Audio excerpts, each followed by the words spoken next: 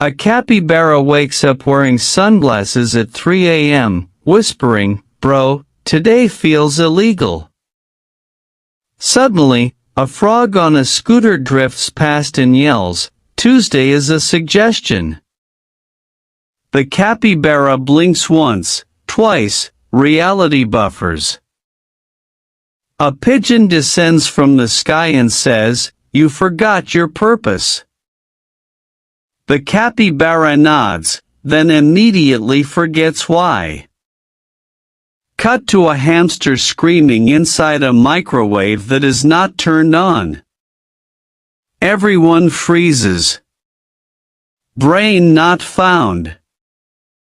The capybara smiles. It is what it is. The universe collapses peacefully.